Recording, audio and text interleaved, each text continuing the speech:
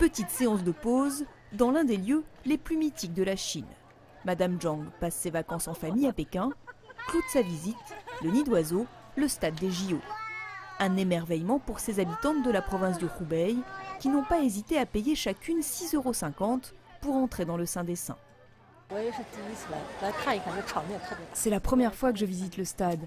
Le nid d'oiseau est vraiment grandiose, les Chinois sont vraiment formidables d'avoir construit ça. Je suis fière. Et pourtant, 4 ans après les Jeux Olympiques, le stade ne fait plus recette.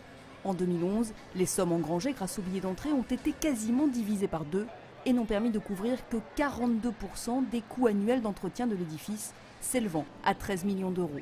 Mais pour l'État, propriétaire des lieux, tout va bien. Nos rentrées d'argent peuvent couvrir les frais de fonctionnement du stade. Nous sommes en train de planifier peut-être de nouveaux projets, mais je ne peux pas vous donner le montant de nos gains. Mais ici, les compétitions sportives ou les concerts géants se font rares. Résultat, le manque d'argent commence à se faire ressentir et même Madame Zhang, tout enthousiaste soit-elle, a un pincement en voyant les dégradations. Je suis un peu déçue. Je ne sais pas si c'est un problème de construction ou autre chose. Mais il faut entretenir ce stade. J'espère qu'il va être restauré et qu'il sera plus beau. Le nid n'est pas le seul à souffrir. Le stade de beach volley est quasiment à l'abandon. Les rapides du kayak se sont taris. Et le stade de baseball a laissé place à un immense terrain vague. Seul à tirer plus ou moins son épingle du jeu, le cube d'eau, transformé en parc aquatique. Au programme, toboggan ou entraînement façon Michael Phelps, enfin presque.